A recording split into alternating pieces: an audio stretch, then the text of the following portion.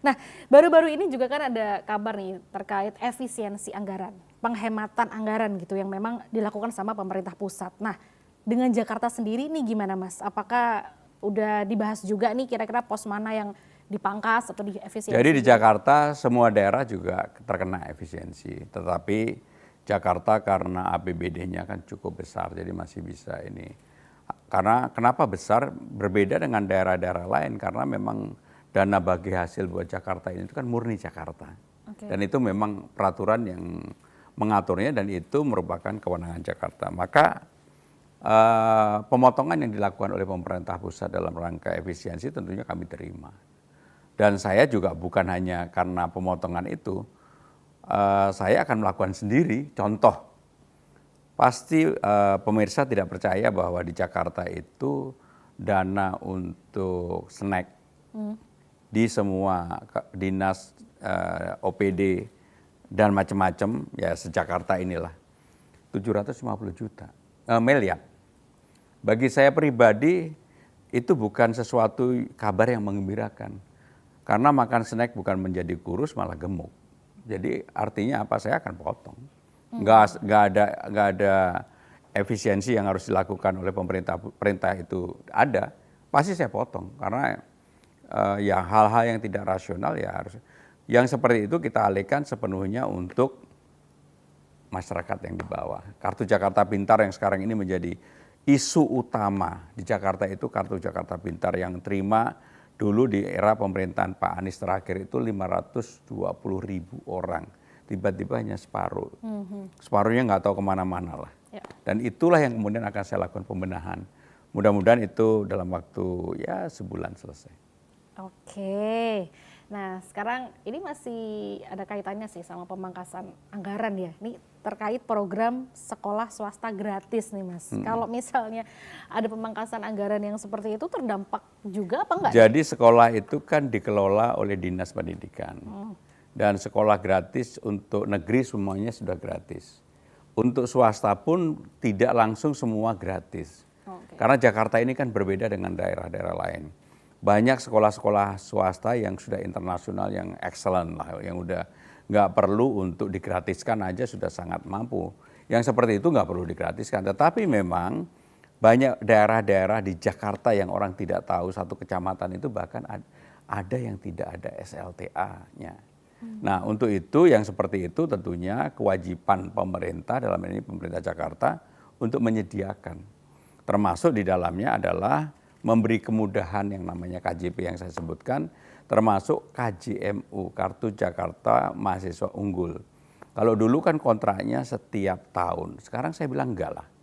Jadi orang akan diberikan beasiswa dari pemerintah Jakarta, kalau memang dia sungguh-sungguh dan dia baik, dia rajin, maka dia akan mendapatkan 8 semester.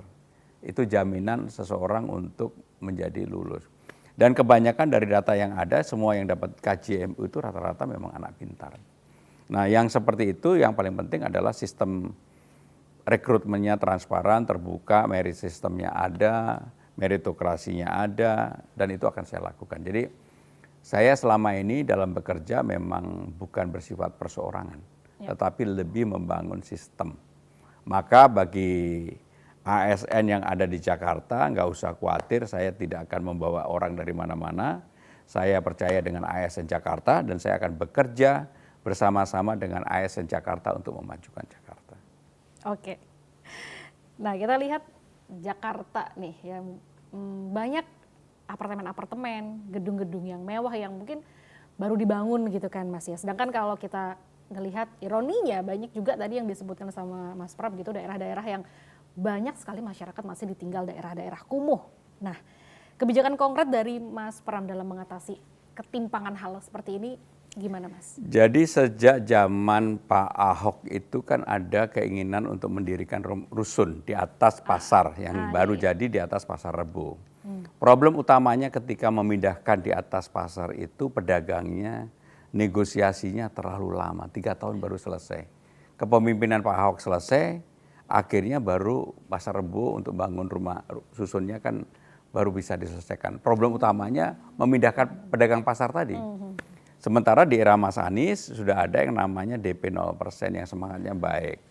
Tetapi persoalannya ketika harus melakukan pembebasan lahan, ada tuduhan bahwa tidak transparan sehingga aparat penegak hukum turun dan ini terkatung-katung sehingga tidak seperti yang diharapkan. Maka kalau saya nanti setelah menjadi gubernur, saya akan membuat kebijakan tanah-tanah yang menjadi milik pemerintah Jakarta yang bisa didevelop dikerjasamakan.